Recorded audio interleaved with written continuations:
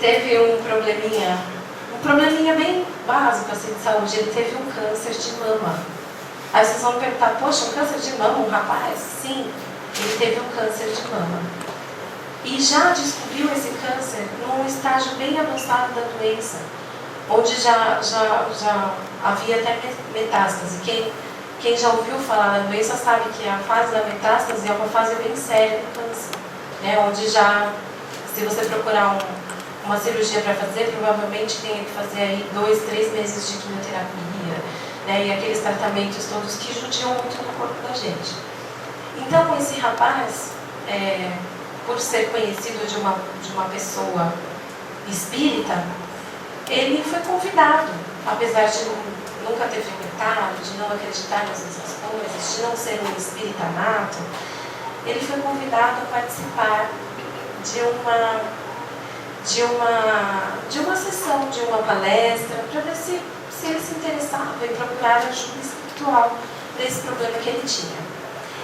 Então ele, já num estágio assim, pensando, poxa, por que eu não vou procurar esse tipo de ajuda, né? A gente pensa assim, chega num momento da vida da gente que a gente tem duas escolhas. Uma é se deixar levar pela doença, né? E até pela morte, porque o câncer, sendo um problema sério de saúde, e às vezes já num estágio que muitas pessoas não conseguem nem a cura.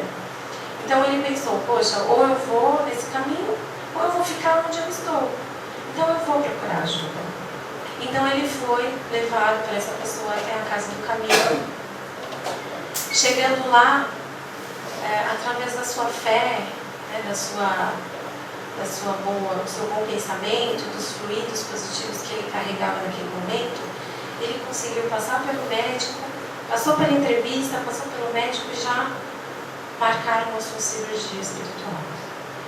No dia então que chegou nessa cirurgia, já estava lá ele pronto, o dia sem comer carne, sem ingerir qualquer tipo de bebida, e todas as orientações que é passado no caso de você necessitar de alguma cirurgia espiritual. Quando ele chegou lá, ele passou pela cirurgia, saiu de lá outra pessoa. E então essa pessoa, a companheira dele no momento ali, perguntou, e aí, qual foi o assunto, né? O que aconteceu? Estou curiosa para saber, nunca passei por uma cirurgia dessas, apesar de ser espírita há muitos anos, nunca passei por uma cirurgia dessa. O que foi que aconteceu? Então, ele disse para mim que tirou a carcaça e que era para eu fazer um novo exame para verificar quais eram as minhas necessidades.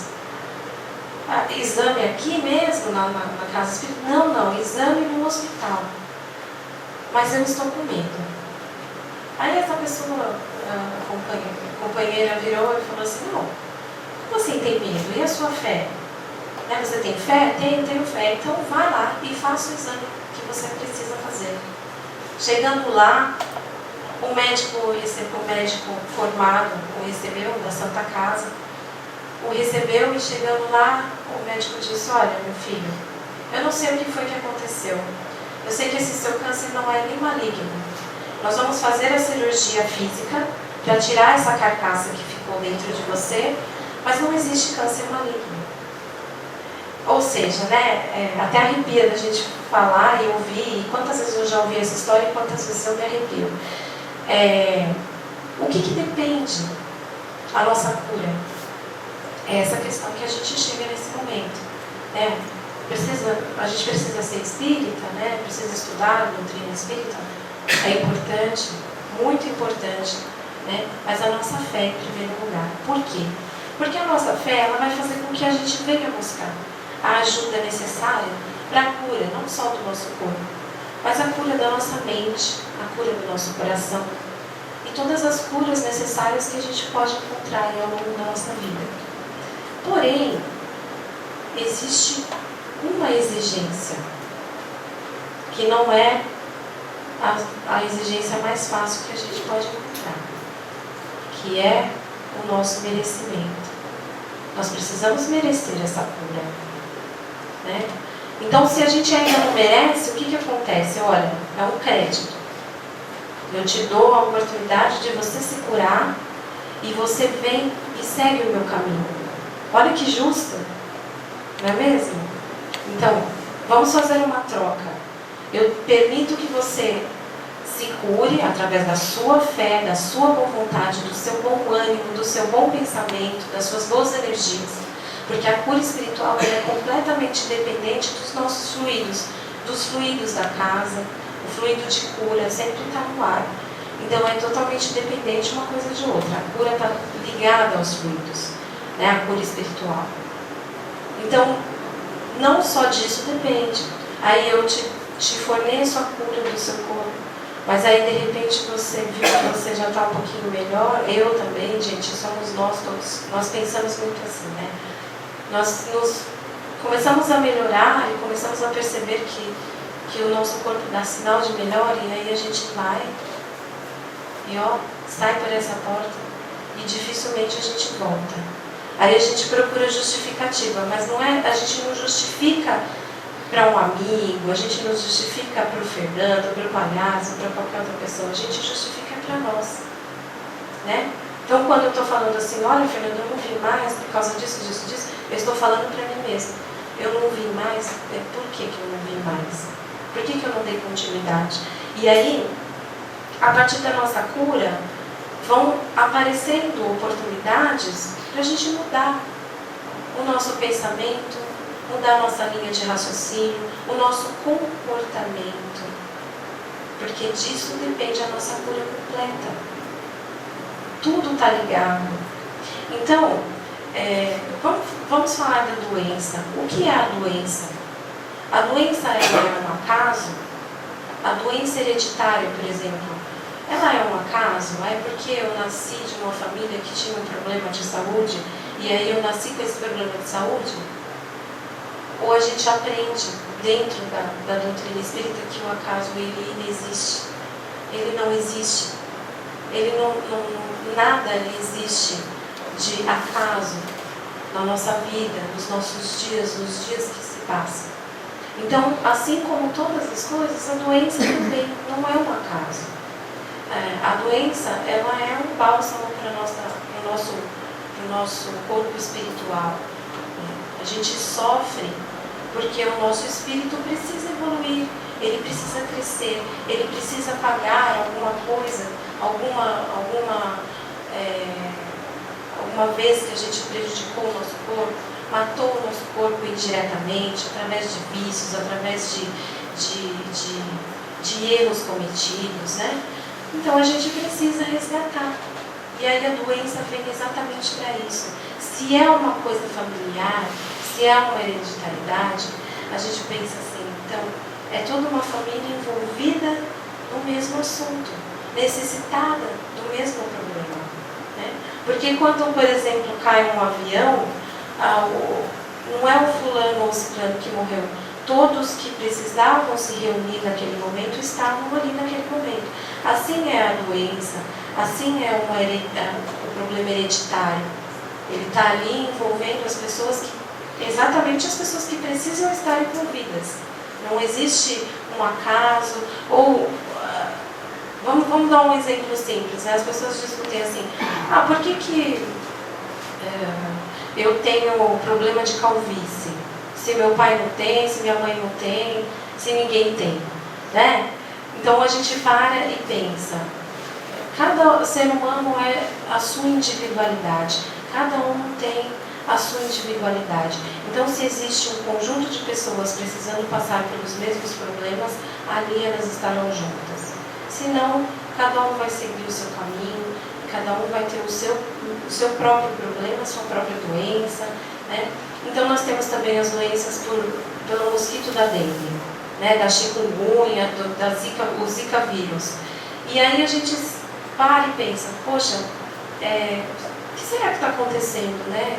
Tantos problemas a respeito desse mosquito que está deixando todo mundo doido, né? As mães passam lá, repelente, 3 tipos de repelente, porque se um não funcionar, o outro funciona. E o que será que está acontecendo? E esses espíritos que estão nascendo com esse problema de microcefalia, o que será isso? Será que é o Deus injusto? Né? Ou será que é irresponsabilidade nossa do passado? Ou são irmãos necessitados dessa reencarnação, necessitados de voltarem com este problema específico para que tudo comece a se encaminhar e cada um receba somente aquilo que precisa, que necessita e que vai trazer o crescimento para o seu espírito e para a sua evolução espiritual, né? Então, nós ainda estamos muito longe de pensar dessa maneira, literalmente falando. Nós falamos dos problemas alheios com bastante facilidade. Os nossos são mais difíceis da gente compreender. Então, a doença, quando a gente tem uma doença em família, é muito difícil a gente saber lidar com a situação, né? E pensar assim, poxa, Deus é justo, se essa pessoa está passando por isso, é porque ela precisa passar. Porém, tem muitas pessoas que acham que porque precisam passar por algum problema, tem que cruzar os braços e não procurar ajuda. A ajuda necessária para a cura. E não é bem assim, né? Nós todos estamos aqui passando por provas e expiações e precisamos sim buscar a ajuda necessária. Assim como quem sofre do mal da depressão procura uma ajuda espiritual, um terapeuta, um psicólogo, nós doentes do corpo ou da alma precisamos também procurar ajuda. Para uma dor de cabeça temos que tomar remédio para curar a dor de cabeça. Então a gente tem sim que procurar ajuda. Não é porque nós consideramos que doenças são karmas nossos, são problemas que a gente trouxe lá de trás, de outras vidas, que a gente vai cruzar os braços e não vai procurar ajuda para curar, né? Então, tenho que passar por isso essa vida, vou morrer essa vida, na próxima eu nasço um pouco mais saudável, né? Então, não é assim. Nós temos sim que procurar ajuda, tanto do médico formado pela medicina, quanto dos espíritos também. Porque o espiritismo, ele não trata só o corpo, ele trata também a doença do espírito ou o progresso do espírito, a compreensão daquilo que acontece na nossa vida diariamente. Eu estava comentando com o meu pai no carro que é engraçado a gente falar da medicina.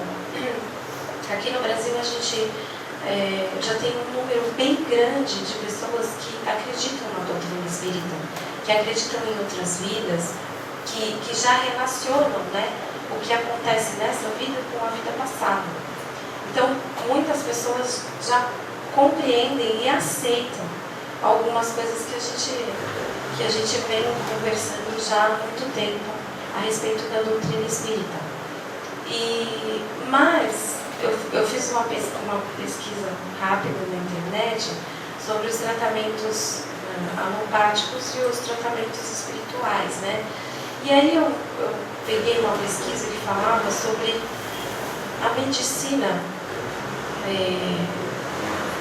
física, a medicina que é estudada na universidade, numa junção com a medicina espiritual.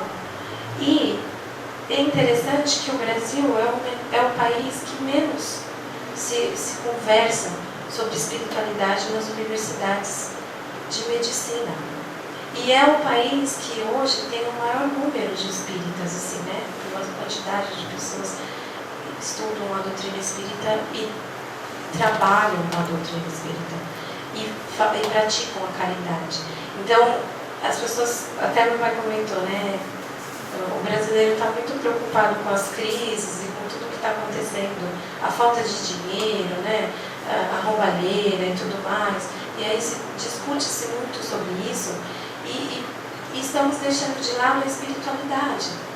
Né? Porque, na verdade, a gente passar por uma situação como a gente está passando hoje é uma grande caridade. Porque a gente desejar raiva, ódio para essas pessoas, né? Seria um erro nosso também. E aí, nessa mesma pesquisa, desde 2002, 67% das faculdades, por exemplo, dos Estados Unidos, tem incluso no curso de medicina o curso de espiritualidade. Ou seja, a medicina ligada à espiritualidade, a ciência e a religião juntas.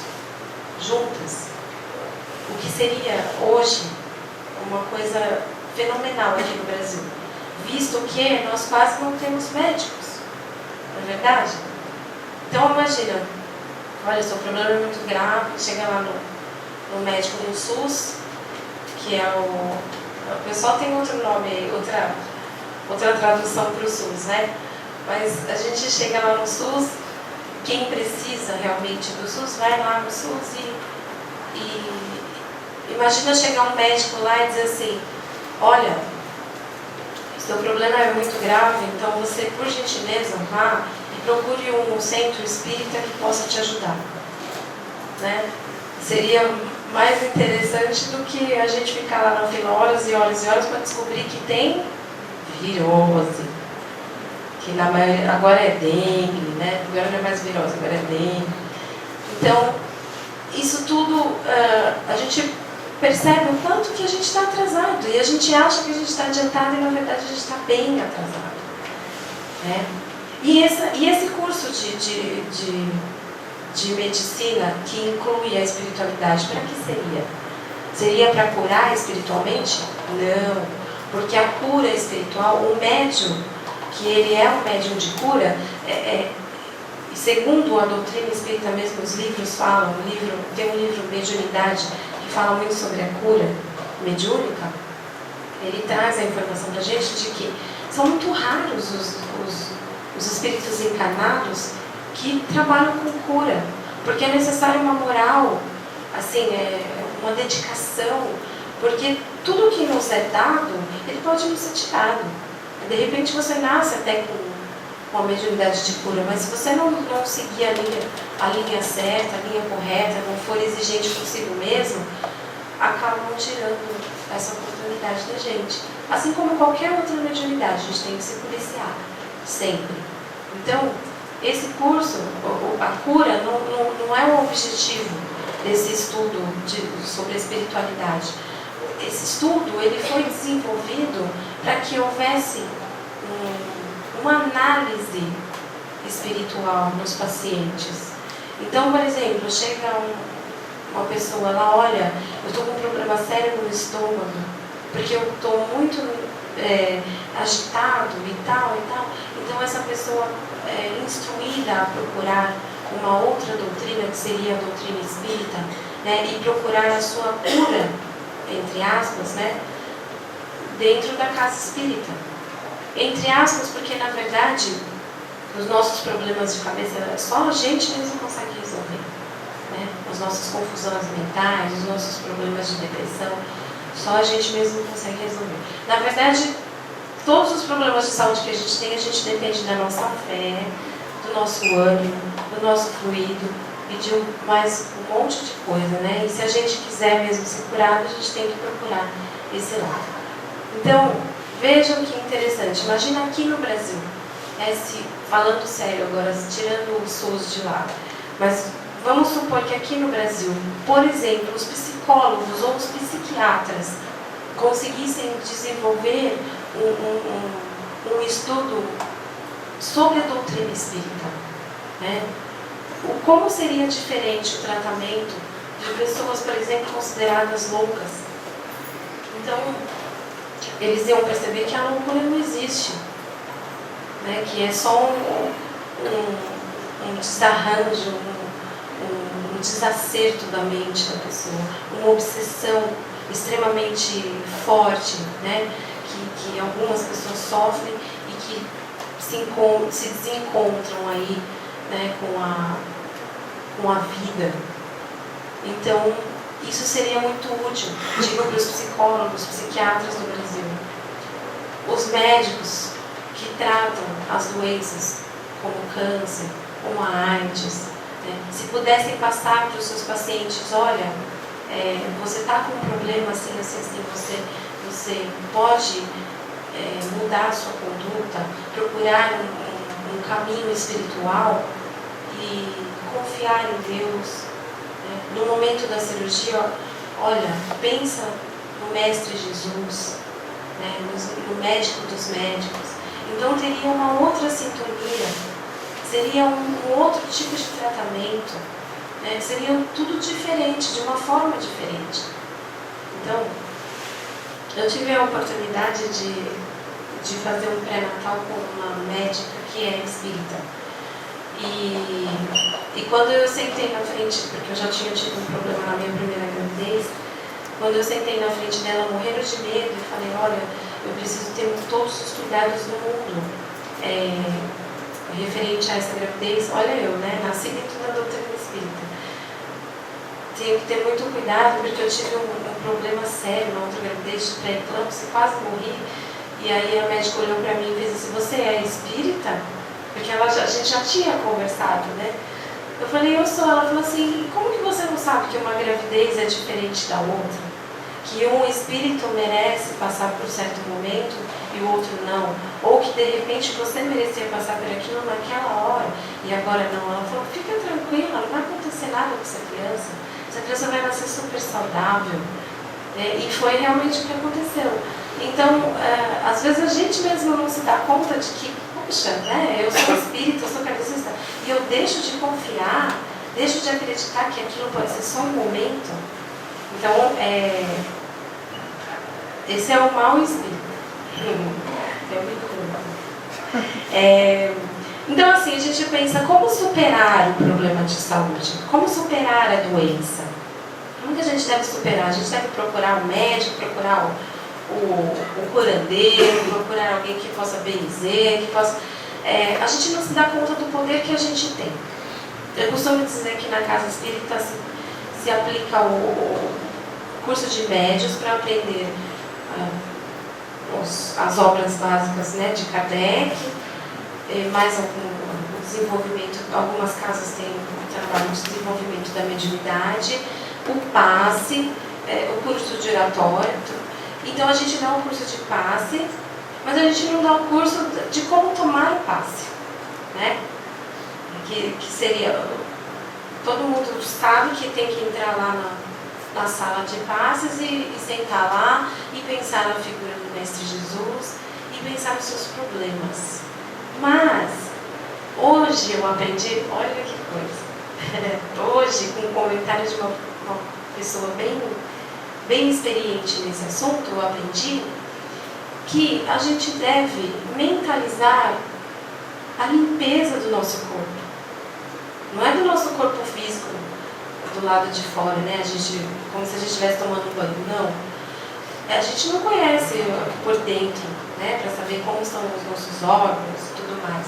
Mas a gente pode mentalizar, imaginar que aquele fluido que a gente recebe no momento do passe está passando por todos os nossos órgãos. Porque essa pessoa que conversou comigo a respeito disso foi curada de uma doença que nem sabia que tinha. E não era uma doença assim que aparece e some, né? E que não deixa cicatrizes, não. Era uma apendicite. E aí depois foi fazer uma bateria de exames e viu: você já teve apendicite? Não, eu nunca tive. Não, você já teve. Não, eu não tive. Então aí foi procurar saber dentro da casa espírita e foi curada através do passe, porque ela aprendeu que deveria mentalizar o fluido entrando e passando por todos os seus órgãos. Porque às vezes a gente ainda não sabe que tem alguma deficiência dentro, né? A gente espera os sinais e de repente esse sinal ainda não chegou e aí a gente percebe, a gente recebe o benefício de uma cura que a gente nem sabia que estava doente. É claro que essa pessoa merecia essa cura, né? Era uma pessoa que desenvolvia um belo trabalho dentro da doutrina espírita, então mereceu a cura antes mesmo de saber que estava doente.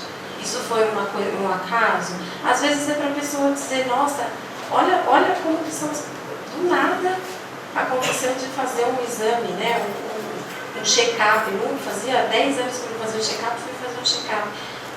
Às vezes para ter a certeza, né, de que a sua fé é maior do que tudo. Olha, eu posso confiar em Deus. Eu posso confiar que realmente eu recebi a cura de uma coisa que eu nem sabia que eu tinha. E a água? Eu estou lendo ali a Sala Pereira. Eu tive um enorme prazer de conhecer o Pereira. E ele ficava assim na bancada e sempre que a gente ia entrar para tomar o passe, quem lembra do Pereira vai lembrar do que eu estou falando. ele falava assim, ao sair da sala de passe, não se esqueça, não exatamente com essas palavras, mas ele falava com aquela voz forte, né? Ao sair da sala de passe, não se esqueça da água, porque é o complemento do passe. E durante muito tempo a gente fez aí como se fosse uma pesquisa, né, para saber se realmente a água é um complemento do passe. E sim, a água é um complemento do passe. Dependendo da deficiência que você tem dentro do seu corpo físico, pode ser ela bem pequena, pode ser ela bem grande, a água, ela pode curar. Se nós, eu tenho aqui uma história para contar, eu vou contar também, porque eu vi que dá tempo, mas eu vou contar rapidinho. Eu sempre me emociono quando eu conto essa história, porque é uma história real e é uma história entre a minha afinidade e a do meu pai. Nós sempre fomos desde pequeno, desde que eu sou pequena, muito ligados, né? Um com o outro, e até transmissão de pensamento a gente faz de vez em quando. Então é uma coisa bem bacana que uma vez eu vi o meu pai sofrendo, né? Eu já vi ele sofrendo por um monte de coisa, falta de dinheiro, né? Mas eu digo que eu já vi bastante gente sofrendo por falta de dinheiro. Eu sou uma que, olha, eu estou sofrendo tanto. Mas tudo bem. A gente ganha em bônus espirituais, né? E uma vez eu vi meu pai sofrendo e chorando muito porque ele tinha um cálculo renal. E quem aqui já ouviu falar ou já teve cálculo renal sabe que dói. E dói muito mais do que um parto, né? Porque eu já tive os dois, eu sei a dimensão de cada dor. Então, assim, o meu pai estava chorando muito. E eu, pura ainda, uma criança, não tinha noção do que eu estava fazendo. E a gente tinha acabado de fazer um evangelho e eu peguei um copo com água e falei assim, meu Deus, com os olhos cheios de água, eu olhei para cima e disse, meu Deus, eu não posso ver o meu pai sofrendo desse jeito. Então, por favor, coloque aqui o remédio que ele precisa para ser curado. E naquele momento, eu dei o copo na mão do meu pai, ele tomou, e como se eu tivesse colocado realmente algum remédio ali, ele sentiu um alívio. Ele não foi curado, mas ele sentiu um alívio da dor. Então, o meu amor misturado com a espiritualidade que sempre nos assiste quando a gente pede de coração, aquilo foi um bálsamo para a dor que ele estava sentindo. Então eu costumo dizer, gente, não adianta você tomar 10 Neosaldina, desculpa fazer propaganda, não tem ninguém da Neosaldina aqui não, né, para me cobrar depois. Não adianta você tomar 10 Neosaldina acreditando que aquelas 10 Neosaldinas não vão curar a sua dor de cabeça, que elas não vão curar. E não adianta também a gente procurar uma doutrina, procurar um centro que tenha cura, acreditando que aquilo ali é só mais uma opção, que também a gente não vai encontrar cura para os nossos problemas. O que cura realmente a gente, tanto na alopatia quanto na cura espiritual, no tratamento espiritual, é a nossa vontade. Jesus, nas várias passagens do Evangelho, quantas vezes a gente viu lá e segue que a sua fé te curou. Teve uma passagem até que eu li hoje de manhã, mas eu estou tão atordoada, eu não lembro o nome. Uma certa pessoa tinha lepra e de encostar na túnica de Jesus se curou, porque ela acreditou. Ela não precisou falar, não precisou conversar, não precisou pedir a cura. Então ela se curou daquele problema que tinha só de tocar na túnica de Jesus. Então é um belo exemplo para nós. Nós devemos ter força e vontade de modificar os nossos hábitos, e a cura, ela vem automaticamente. E o desespero da gente só vai fazer com que a gente se afunde cada vez mais no nosso desânimo. Então, para superar as nossas doenças, o que a gente precisa? A gente precisa procurar a causa da nossa doença, em primeiro lugar. Procurar saber o porquê que eu estou doente. Não ir num centro, numa cartomante e perguntar, olha, eu quero saber agora o que eu fui na vida passada, porque eu estou doente e eu preciso me curar, só que eu preciso saber o que aconteceu lá na minha encarnação passada, porque eu sei que essa doença é carne. Não. procurar o motivo real da doença, né? Dentro da gente.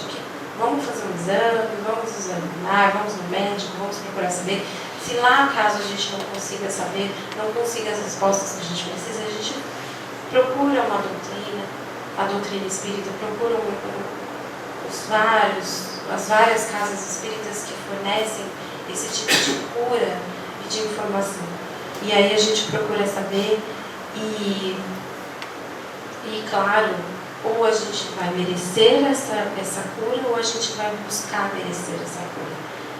De repente vem a melhora que é para testar a gente, né? Você melhorou, agora vamos trabalhar para você se curar. Demora para a gente poder conseguir essa cura. Se a gente ficar ali achando que não precisa melhorar em nada, né? Muitas vezes a gente acha que a gente não precisa melhorar muita coisa, e aí a gente sai fora e acaba perdendo esse fluido positivo. Então, para a gente poder se curar, superar esse problema, a gente precisa merecer, buscar saber o que está acontecendo.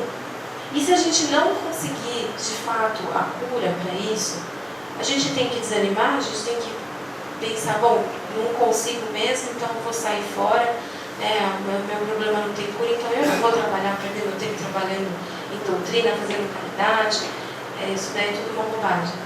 Não, pelo contrário, né? A gente tem que saber que essa vida ela é passageira.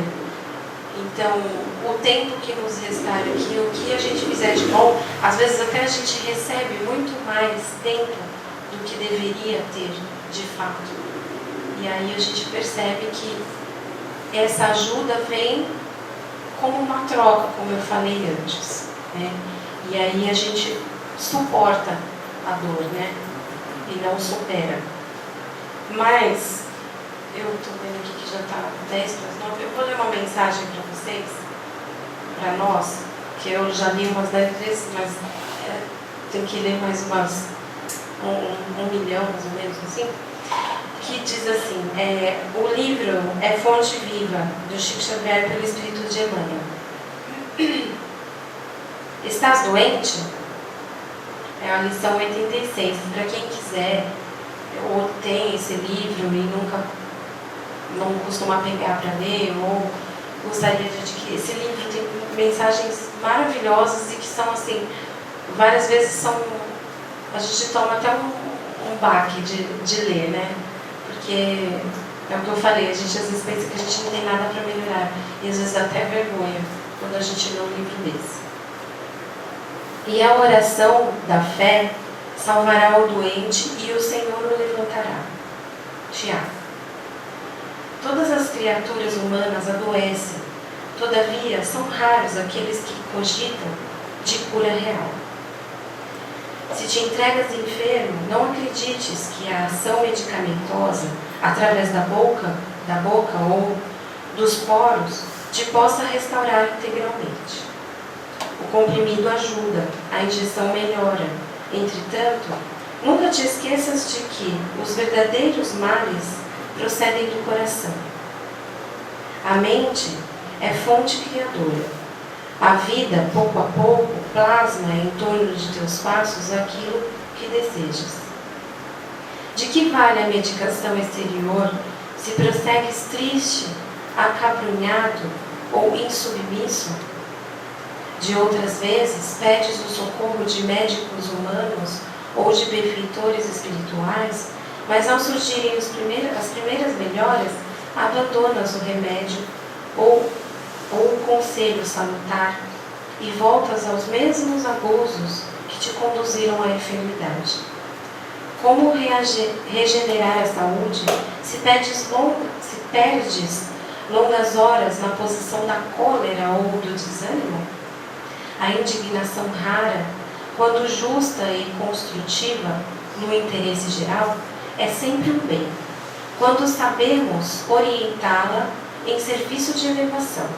Contudo, a indignação diária, a propósito de tudo, de todos e de nós mesmos, é um hábito pernicioso, de consequências imprevisíveis. O desalento, por sua vez, é clima anestesiante, que entorpece e destrói. E que falar da maledicência ou da inutilidade, com as quais despendes tempos valiosos e longos em conversações infrutíferas, extinguindo as tuas forças? Que gênio milagroso te doará o equilíbrio orgânico, se não sabes calar, nem desculpar, se não ajudas, nem compreendes, se não te humilhas para os desígnios superiores, nem procuras harmonia com os homens?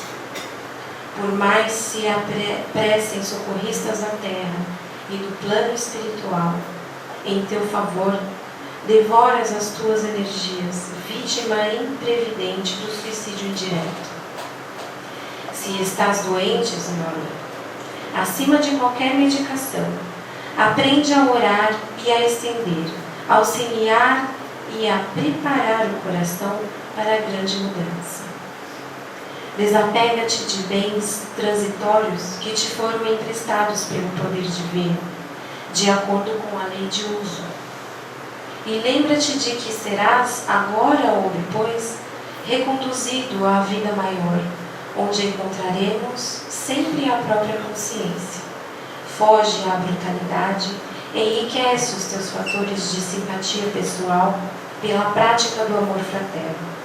Busca a intimidade com a sabedoria, pelo estudo e pela meditação. Não manches teu caminho, serve sempre, trabalha na extensão do bem, guarda a lealdade ao ideal superior que te ilumina o coração e permanece convicto de que, se cultivas a oração da fé viva em todos os teus passos, aqui ou além, o Senhor te levantará.